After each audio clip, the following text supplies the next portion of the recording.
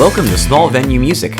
Our podcast showcases the amazing local musicians and incredible small music venues right here in Richmond, Virginia. Join us each episode as we talk to musicians, venue owners, and even fans to help everyone get a better understanding of what makes our local music scene so special. Whether you're a musician, a fan of music, or just curious about the local music scene, we think you'll really enjoy the show. In this episode of Small Venue Music, we will be welcoming our first small music venue onto the podcast. We are really excited to have Kindred Spirit Brewing on the show. Kindred Spirit is an amazing brewery and music venue located in Goochland County in the western part of Richmond, Virginia. They offer an incredible variety of amazing beers and provide a wonderful atmosphere for listening to live music.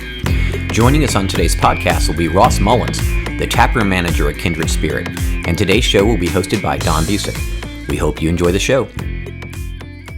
All right, welcome. Hey, Ross, thanks so much for coming to what I think you know is the now third episode of Small Venue Music, but it is our first episode of actually having a small music venue on the show. And I got to tell you, I'm so excited. And I think, you know, I love Kindred Spirit, both because of the amazing brewery that it is, but also because it is such a wonderful place to listen to, and frankly, if you're a musician, to perform live music. So I can't thank you enough for being willing to be on the show. So thanks so much for joining. Absolutely. I'm glad you're here, and let's get it started. All right. Well, we're going to have fun. So, hey, I figure we are a music podcast, but before we get started talking about the music venue part, I'd love to talk about the broader story of Kindred Spirit. Sure. And could you share a little bit about the history of this place, both when did it start? A little bit about maybe the owners and the vision they had for the place? Yeah, so brewery actually opened in August of 2016, but of course, prior to that, back in 2015, there was a group of friends that were tennis players that were together, and they started talking about, hey, what else can we do? We're in this rat race, this work life. Let's do something different. So they were like, okay, how about we start a brewery? Yeah. And, not knowing much about breweries and how to get one done, it took some research. One of the owner's brother actually was in the wine business for quite some time and knew a good bit about beer as well. So along with his help and lots of other friends and things like that, they put it together, got the money together, started researching, found a location, and that's kind of a story in itself, finding a location, because it takes infrastructure to make a brewery happen. I mean, you need water, you need sewage, you need all kinds of crazy stuff that nobody thinks about. Yeah. They just think about, hey, we're going to start a brewery, let's make beer and pour beer. But that's the fun part, right? There's a whole lot more work that goes into it than making it and pouring it, Yeah. So, the nasty stuff, the infrastructure. So, finding a place like, we're in an industrial park, but it takes something like that. If you notice, a lot of breweries are in industrial parks because of the infrastructure. And so it takes a little bit of that. So, but anyways, back to the beginning of the story. So the friends got together, they got the funding together. After all the build out and everything like that, August of 2016, opening the doors, for a place to come together, have friends, families. That's kind of the spirit behind Kindred Spirit. It's a place for family and friends to come and hang out. And recently we redid our website. Yeah. And before we redid it, we were like, well, we need to find out, why do people come to Kindred's? Because we had a copywriter guy that one of our one of our bartenders' son does some copyright work, and we're like, why do people come to Kindred Spirit? And this was kind of the gist of why we opened a brewery, is why do people come here? Why do people want to be here? And so we started asking people as they walked in the door. Me and a couple of the owners were sitting over here at the table, and we were asking people as they walked in, why do you come here so much? Because especially the regulars, our Hophead members. And one by one after the other, is a great place. It's warm, inviting. It's like Cheers. Yeah. And that's what brought people together. And that's kind of the vision that the owners had when they started it. Naming it Kindred Spirit, we just want a place to get together, gather with friends and family, and enjoy beer and enjoy each other's company. It really does have a nice community feel, and I actually did look at your new website before this and noticed the family affair that this is too. It is quite the family deal. It's very cool. Hey, one of the things I love about living in Richmond, Virginia, and the greater Richmond area is the amazing brewery scene that has popped up here. And Kindred Spirit was one of the sort of the early set of breweries that launched when that became kind of a big thing. And it's made, like, Richmond is now a destination city for so many people to actually come from out of town to sample all the amazing breweries. And I was curious, given you're a part of now this community of breweries, how much camaraderie is there among the breweries versus there obviously some competition too, but can you share a little of how it feels to be a part of a broader amazing community in Richmond? It is amazing, and it's kind of different than any business I've ever been in, where it is purely competition. I drove a truck for a beverage company, a soda company for a little while, and you could never be caught dead drinking the other competition's soda. But this business itself, the industry itself, I go to other breweries on my days off. I'd like to travel around and go to other breweries, and hey, thanks for coming out. Yeah. I go to other breweries and they're like, here's a small industry discount just for coming out and stuff like that. And so Richmond has its own Richmond beer trail. So there's a map you can get. Yeah. Follow the map to all the different breweries in Richmond. Well, recently, in the past couple of years, we've put together the Richmond West Trail. So it's actually a combination of breweries, cideries, distilleries, wineries in the Goochland and Powhatan area. So just this western part of town, really, of Richmond, us included in Goochland, and even Powhatan. So you got a group that has come together of all industries in the beverage industry to create this map. We meet once a month to get together, share information, and kind of try to promote each other. And hey, thanks for coming out to Kindred Spirit. Have you tried such and such yet? That they do a great job at distilling, or they do a great job at cidery. So that there is a community that we try to promote each other, really. That's great to hear, because I admit I'd kind of romanticized what it was like to be a part of a brewery, and that there was this sort of nice camaraderie. So it's actually, it's good to hear that it's true, because it's kind of the way I always wanted it to be. If you look inside the brewery, there's one of our fermentation tanks in there. It's got stickers from all these other breweries, and just about every brewery you go into has stickers from other breweries somewhere in their facility. Yeah. So I'd be remiss if I didn't actually ask you a question about beer, even though this is a music podcast. So, look, one of the things I love about Kindred Spirit is obviously the amazing set of beers that you guys brew here. And personally, I'm a big fan of your flagship IPA, the Headspace, which I'm drinking right now. But one of the things I really like about Kindred Spirit is also the kind of broad selection of beer. Yeah. And, depending on the day, I'm in a different mood of what type I like. I'm sort of curious how you all decide, like, what styles of beer you brew. Is it, hey, here's what the team is just like passionate about? Is it you want something for everyone's taste? Can you share a little bit about sort of how you guys think about it? It's really a combination of all of that, truthfully. Yeah. But, you have what's hot in the industry. You have what's hot for customers, and you have what's hot for the brewers. It's kind of three different things that you got to combine together. But I think we really like to listen to the customers. Headspace is our flagship beer. It's been around since the beginning. It's our first beer we made during the experimental phases before we even opened. So, it's our flagship. We do the most distribution with that throughout Maryland, Virginia, and North Carolina. Nice. So that is our big beer. Yeah. But that aside, when people come into the brewery, they have different ideas. Especially if they're going to be coming to listen to a band, to go back to the music part of it, they're coming to see a band and they want to sit here for 3 hours and listen to a band. You cannot drink Headspace a lot of times for 3 hours. It's good. You're not going to remember the band. Right. So, people come in and say, what do you have that's light? I just want to sit here. I want to drink beer. I want to listen to music, eat some food.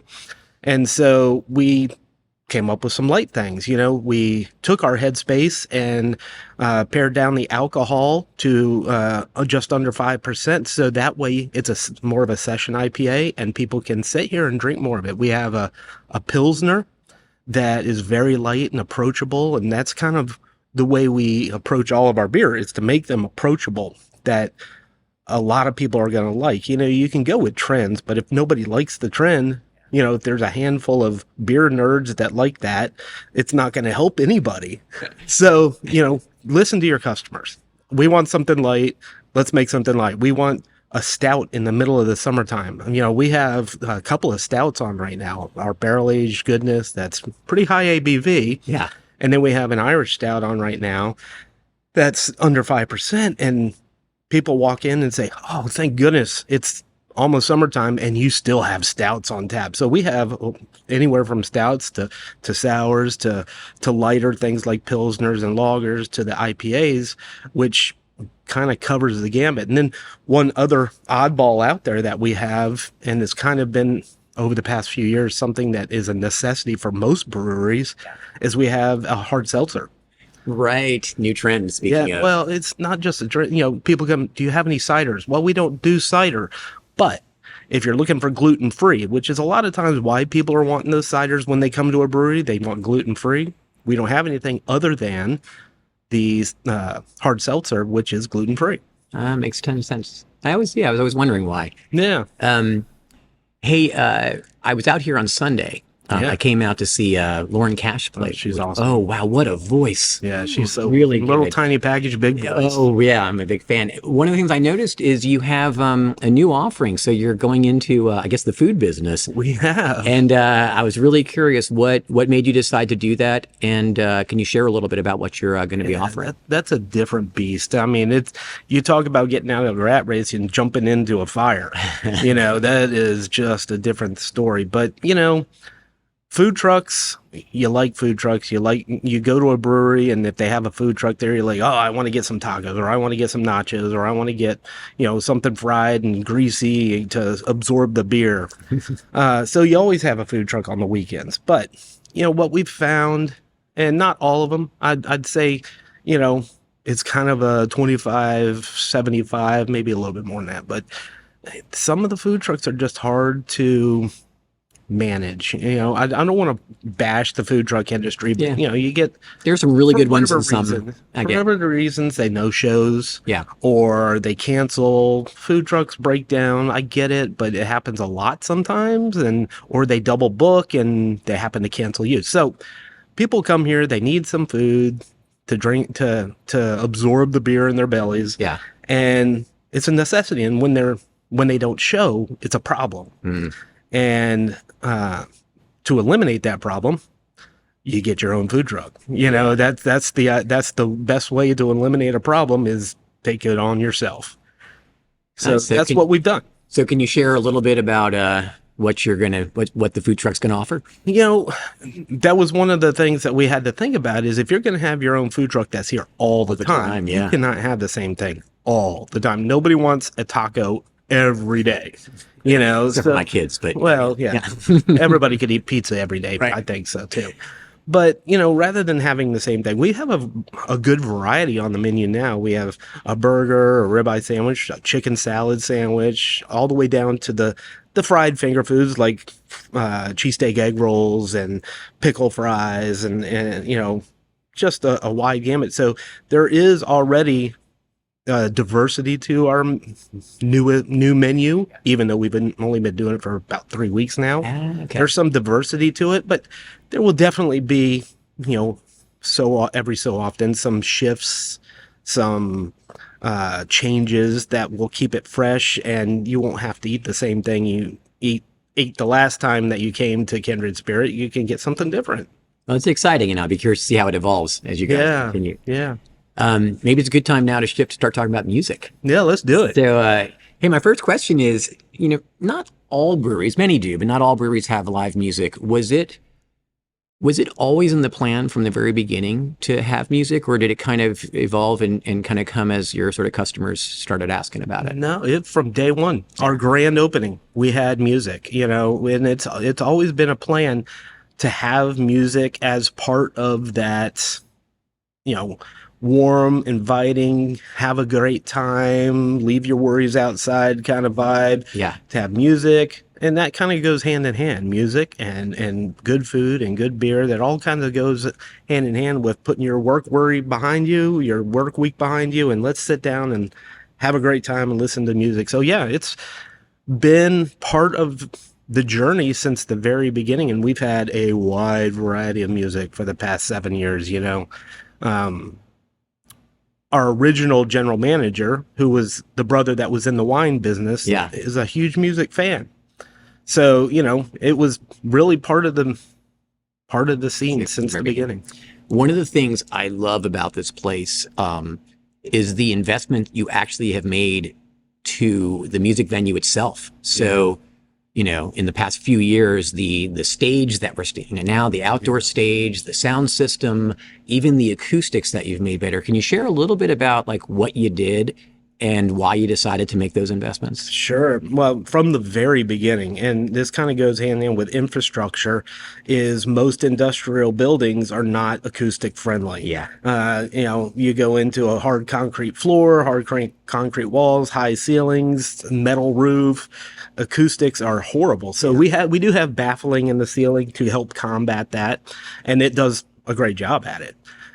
So that's kind of the first thing. That was the first year. Yeah, it was a necessity to have music.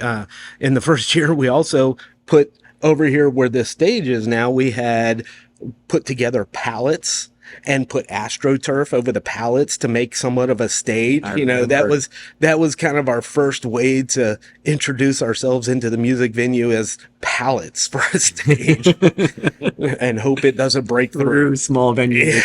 Yeah. But during COVID, we get this great opportunity where, that's kind of a weird thing to say, isn't it? COVID was a great opportunity, but it was an opportunity with the tap room being shut down. It gave us the opportunity to do some major remodeling and build this stage out with not having to worry about customers being in the construction dirt and everything like that. So that gave us the opportunity to build the stage. Beyond that, then you think about the sound system. So we are blessed.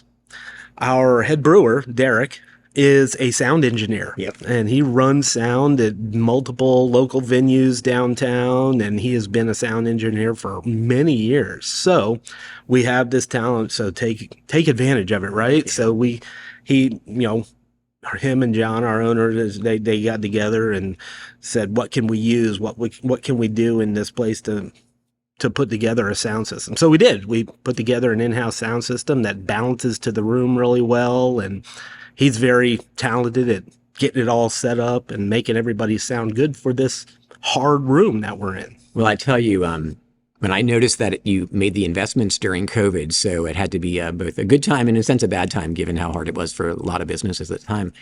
But wow, when you all opened up, it was so nice. And I guess I'll say on behalf of all musicians in Richmond who play here, like, thank you for the investments you make, because it's really a wonderful place to play, and the stage is great. The sound system's great. Even being able to play outside on nice nights is really, really great. So it's great to see the upgrades that you made. That was kind of a necessity in the COVID times as well, is having, especially right when we opened after being shut down for a few months, and we started to ease our way back into business and only did outside seating, no indoor seating, only outside seating. We needed a place to put the music. And so we put the stage in the back corner of the parking lot, which allowed us to have a nice spot for the bands outside without having to worry about being all tucked up under the deck or something like that in the middle of everybody. We tried putting putting a couple of bands on where the AstroTurf is out here, and that just didn't work out as well as putting them on the stage and opening it up for larger crowds. Well, both indoor and outdoor are great, but it's really nice when everyone brings their lawn chairs and things like that to be able to play. Awesome. It's a great nighttime scene. Hey, I think you handle almost all the band bookings. Is that right? I do. So I have a question. Do you have, is it Friday, Saturday, Sunday? Or Friday, Saturday, and most Sundays. There's an occasional Sunday here and there that we don't have music, but it's most Sundays. I'm curious, do you have a backlog of musicians that, or do you have to recruit to get people to play? I don't have to recruit You don't- anybody. Let me tell you, I got an email folder that's full of about 65 bands that I just don't have a spot for. It's, you vet them, you listen to their little recordings and things like that. But, I probably get probably 8 to 10 emails a week from musicians wanting to play here. Was it always that way from the early days, or is it like kind of as you've gotten your name out there more as a good place to play? You get your name out there that hey, they got a stage, go check them out. And so it becomes a balancing act. You got to weigh out a lot of different things when you're hiring a band. And, number one, are they good? Yeah. Number two, are they going to bring a crowd in here? Because, for lack of a better way of saying it, we got to sell beer. Yeah. That's how we make money. And if you say, hey, we're going to bring a huge crowd and 3 people show up, I didn't make enough money to pay you. Yeah. So part of that is, hey, do you have a crowd that you're going to bring in some people so I can pay you and make some money? So that the good part is I have a list of 65 people or more that I can go through and say, hey, this looks like they're going to bring a crowd. They're going to be very entertaining. They're good musicians, and we're going to have a great time. I'm curious. I was trying to think of how to ask this question. Do you have any good stories to tell about some of either your favorite shows that you've seen, or I'll use the word memorable. Interesting. Yeah. Just of things of shows that have been here that you'd want to share. Yeah, I mean, the ones that stick out, as the taproom manager, as the head bartender, I don't get to sit and listen to the music much. I do get to some, and especially when the music's indoors, I get to see what it's like. So, obviously the ones that stick out are the ones that have huge crowds, that we got a line of 20 people from the bar, and where the bar staff is hustling, doing their thing, serving customers, and the people outside are dancing or inside are dancing and have a great time. And it's just, and those always stick out in your head. Those times, we had Flat Elvis here a few months ago, and there was probably 500 people outside, and it was just a great time. We went out there and took pictures, and we were all the staff were like, oh, this is so awesome. Yeah. But then, one of the memorable and interesting ones is there's a group called the Embalmers. Oh, yes. And I don't know if you ever seen the Embalmers, but they had never been here before, and they come in, and next thing I know, there's a go-go dancer up here on the spiral staircase dancing around on the staircase, and then there's a guy dressed as a Egyptian mummy dancing around inside the tap room with his little staff pulling people to try and dance. And we had some interesting comments about that from different customers, but it just stuck out. I mean, here I am probably a year later talking about it because it was just so interesting. Nobody else does that. I mean, they had their own hype people coming in to hype up the crowd. It was very interesting. You gotta love it. Hey, one of the things I've done when I've interviewed bands for the show is I actually go out to fans of the bands and ask and solicit questions from them. I thought I'd flip it around a little bit, and I actually went out to a bunch of bands. Oh, yeah. And got questions from both bands who've played here and bands who are probably interested in playing here. So I'm going to go through the what I'll call the band question lightning round now with you. Okay. Stuff. So I'm going to start with a question, and you kind of touched on this a little bit, but first question comes from Sam from the local band Flashlight Tag, and he asked, what, if any, genre of music do you think best fits Kindred, and or do you like not select it all based on kind of the genre that fits? It's not really about genre. It's what our customers like. It goes kind of like back to the beer. What do the customers like? What do we tend up having a great crowd for? Yeah. Do we have a great crowd for this style of music? Do we have a great crowd for this style of music? So whatever the reason is, our location, where we're situated, to our demographic. I hate to put ourselves in a hole, in a bucket, but our demographic tends to be that 30 to 65 range. Yep. So when you talk about that, you're talking about classic rock. Yeah. That kind of fits that demographic. When you start to get under 30, that's not going to fit that demographic very well, but that is what brings a crowd to Kindred Spirit. Yeah. You know, there's a handful of bands I could list off the top of my head that they're going to play the kind of music that our crowd identifies with. And that kind of goes when you listen to our house music. When we're not having bands, you can hear that in our house music. A majority of it is, and I can't tell you how many times, what radio station are you listening to? I love your playlist. You know, that kind of goes hand in hand with that. That's our demographic. That's our crowd, is that classic rock. I mean, you throw some twists in it. Yeah. You know, you have some updates to it. So taking some southern twist to a classic rock, or even a little bit more progressive way to look at classic rock. But you're taking those older songs and putting your twist on it, but people still recognize them. People still know them. Even in that style, even if it's an original by the band, if it's in that genre, if it's in that style, that tends to work well for the Kindred crowd. Now, I'm sure there's some other places that different music works well for their crowd, but you know, that tends to work well for our crowd. I mean, that's one of the nice things about Richmond is there are lots of venues and they serve different niches. Yeah. So it's kind of good to know what your audience wants, and you can kind of select bands. And it's also, you know, because the follow-up question Sam had was around, hey, is it strictly covers or originals? And it sounds like you're like, well, if it's in the certain genre that the audience will like, it's okay to have a mix. I'm okay with having originals. You know, if you're talented and it sounds good and it's within that what the people like genre around here, then I'm okay with originals.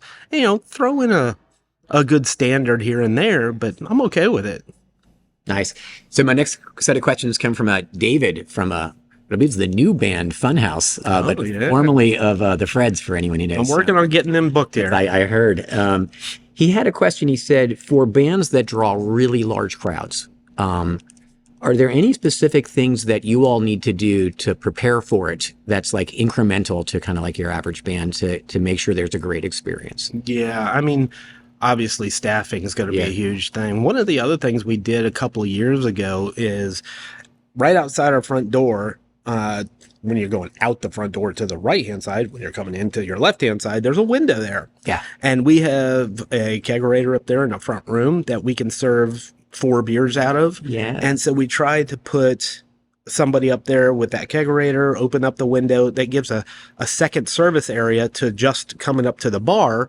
You know, if you got a line of people at the bar, but you want a headspace, you could jump out there to the window and get a headspace. We got 4 of our top sellers sitting on that kegerator, so that way you can get a line out there. And that happened when David and Flat Elvis were here a couple of weeks ago, or months ago, I guess it is now. We opened that window and we had a line of people at the window. We had a line of people at the inside bar, and that just helps alleviate some of that stress of having, you know, a large venue. And we also, we have plastic chains that we block the parking lot off for those larger crowds, and can accommodate, like you mentioned earlier about putting people having lawn chairs out there in the parking lot. So that's the way we accommodate that, is we block a parking lot off and people can bring lawn chairs. We obviously have limited seating with the picnic tables out there, but the lawn chairs and people bringing their own helps accommodate a larger crowd out there just by blocking off the parking lot so nobody's driving through. Yeah, makes a ton of sense. Hey, next question comes from Troy from the local band Hold My Beer, who we actually just had on the podcast. Okay. He's got a question more as it relates to new bands getting booked, and said, does a band like promotional package help, or are you sort of okay with just, hey, here's links to like our social media, like Facebook pages? Like what's sort of helpful for you in making a decision about whether to book a band when you've got a new band that's kind of approaching you? Well, obviously send me some samples. Yeah. You know, I want to see a video of your live band. music. You know, even if I know it's terrible of cell phone sound, if somebody videoing your show, but at least gives me an idea what the show's like. I don't take a cell phone video as purely what your band sounds like. Good. But send me the sample, you know, and it's one thing to come up to the bar. Hey, who books your music? Can I talk to you first again? I'm kind of in the middle of something. I'm working the bar, so I can't really talk to you now. Here's my card. Email me your information. You know, send me an email with a link to your socials, Facebook, Instagram, whatever you have. Send me a video, a link to a video. That way I can check you out when I have an opportunity. Like I said, I had 65 emails of bands that want to play here. So it's not going to be tomorrow. You're not going to get here tomorrow. It may. Right now, I'm booking towards the end of the year and even into next year already. So, send me your information. Let me vet it. Let me look at it. Don't feel bad if you don't hear from me for a month. Yeah. Because I got a lot of bands to look at. That's kind of the not downfall, but kind of a part of being a well-known music place. This is a high-class problem. People want to play here, and I got a lot of people that want to play here. Nice. Hey, the last set come from Eric from Flat Elvis, and this other little small band you may have heard of called Fighting Gravity. So Eric's got his first question is actually a beer question. Awesome. Yeah, which I love. I love beer. So he said, Lucid is my all-time favorite Kindred Spirit beer, yet it only seems to be available sporadically. Is there any possibility that it may become a flagship option at some point? I think that's request wrapped in a question for what it is. That is kind of a request, isn't it? Maybe share a little of can you describe Lucid to folks who don't know? Yeah, so Lucid is a super juicy, hazy IPA, got tropical fruit notes, and it's a fan favorite. And we get people asking about it all the time. We have the tie-dye looking shirts, and people like, hey, when's that beer coming back out? It's a rotating IPA. It's in our rotating series. We do it once a year. We actually did a pilot batch earlier this year, just a small, where we had like 5 kegs of it. Yeah. Rotated that through, trying to throw in a couple of changes to the recipe to soften it a little bit, which came out really nice. So it will be coming out towards the end of the summer. So it'll be back. It's just kind of in that rotating beer series. Eric, you got to keep you wanting it. Yeah. You can't have it available all the time. It's only spoil it. It's the scarcity tactic. Yeah. When it comes, you get it. Yeah, the same thing goes with like our strawberry milkshake or stuff like that. When's that coming back? Yeah. So his next question is, could you describe what some of the benefits you've seen from having live music at the brewery? Like what's the, and you kind of hit on this somewhat, but like, how does it help the overall business itself? And obviously, we want people to come here and stay here and drink beer because that's where we make money. We don't make many money. It would be nice to be able to have bands solely for entertainment, but that's not really the business we're in. We're in the business of selling beer, and so the benefit would be a band that brings people and keeps people. Yeah. If people come, have a beer and leave, that's not to benefit us. But if people come and have 2 or 3, sit, enjoy the music, get some food from our new food truck, that's what really benefits us. And also, especially having a diversity of bands, you don't have the same band every week. You don't have a house band or something like that. You're bringing new folks into the brewery. So many times when you have a new band, hey, I've never been here. Yeah. So this place is awesome. Thanks for having our band out here, or thanks for having this band because we follow them around all the time. That's the benefit of having bands is you introduce new people to your venue and your beer, and hopefully they come back. Yeah, and I can see it's mutually beneficial too, because I'm sure there are the regulars that come here that get when a new band comes in. Exposed to a new band that maybe they never would have seen. Yeah, and if they enjoy the band, they're going to go and see them the next time wherever they are. Great. Hey, the last question Eric has is, do you have a dream band or show that you'd love to have one day? And he didn't define dream, so you can take that in however big or small you want to take it. That's a really hard. I thought that would be a stumper. A dream band, as somebody that's in that demographic, that 30 to 65, I'm right in there in the classic rock. I'm all about that. If I enjoy music and I enjoy singing along to the old tunes that everybody knows, so I don't have a band specifically that I would want to have out here, but as long as you bring that kind of style in here and you're good at it, I'm tapping my toes back there behind the bar, I'm singing to the tunes. Those are the kinds of things I like. I like to, and I love it to look out here and see other people singing along with the band or up here dancing to the music. It really doesn't, I don't have a dream band. I get it. I tell you, Ross, as you're describing that, it does seem like you're in the ideal job. It's all I have described Kindred as my personal man cave. Yeah. I got food truck food, Yeah. I have beer, I have live music, and I have TVs everywhere. Yeah. So this is kind of my own personal man cave here. That's fantastic.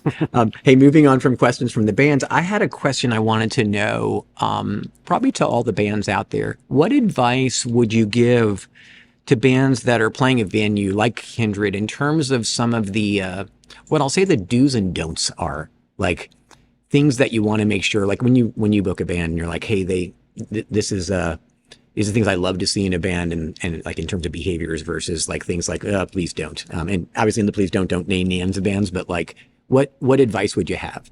Well, the do's is part of our job, but it's part of the band's job to promote. Promotion is huge. As I said earlier, we need to sell beer to be able to pay the band and make money. But you want to bring people here so we can pay you.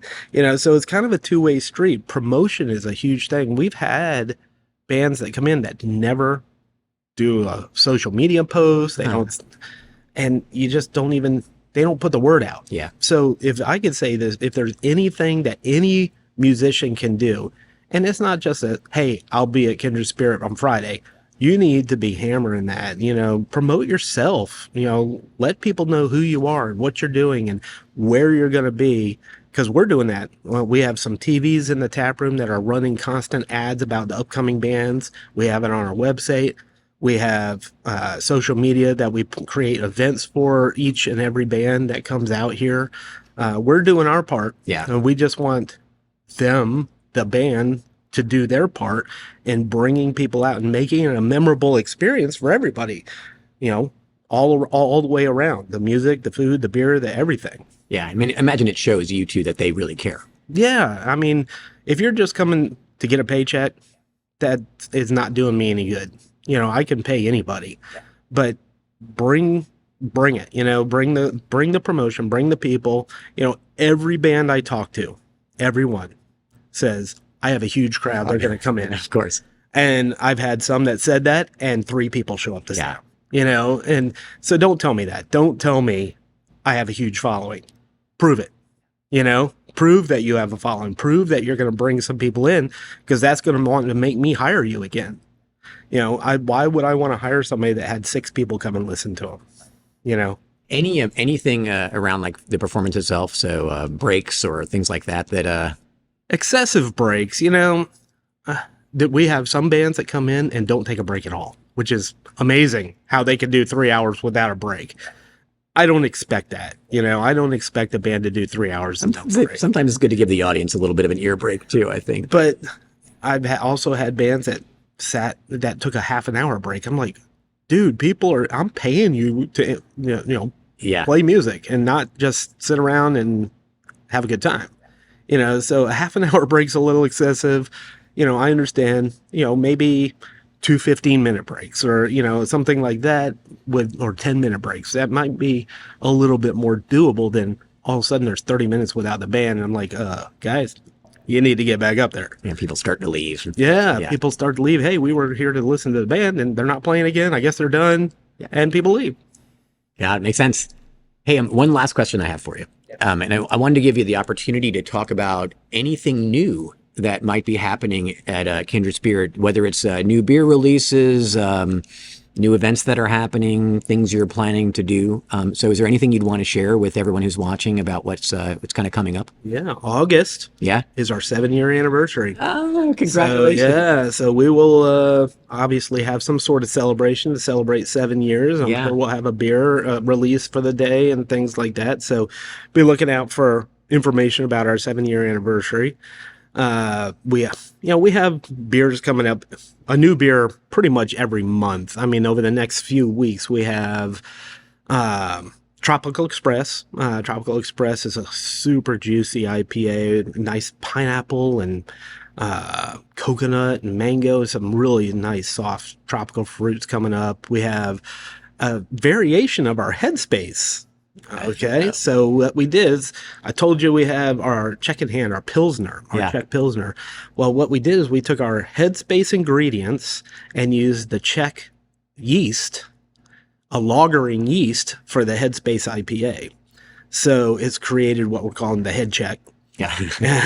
so it's that it's basically the ingredients of a headspace with a lager yeast and a cold IPA, and it's just really nice. I've tried it already. And it's got a couple of weeks of lagering left in it, but it's good. And we also have a black IPA, a dark IPA, not IPA, a dark lager. Okay. Sorry, I was talking about head check, thinking IPA. A dark lager called Bohemian Shade. We did that last year, and it was very popular. Real nice dark lager coming up. So those are the 3 upcoming beers. The anniversary, and of course, looking towards the end of the year, there might be a big guy in a red suit and a white beard that sits up front and takes pictures with the kids. We've done that for the past 2 years. I wonder who that might be. I don't know. Yeah. I haven't met him yet. All right. Hey, first I just want to say thanks so much for being on this show. I can't thank you, Ross, and everyone at Kindred. I highly encourage everyone who's listening and watching this to come by and check out Kindred Spirit, because it is, as you heard, it's an amazing brewery, but it is an amazing place to see live music. And it's also a great place to perform if you're a musician. And you guys have created such a wonderful community-like feel that it's a great atmosphere. So I highly encourage everyone to come.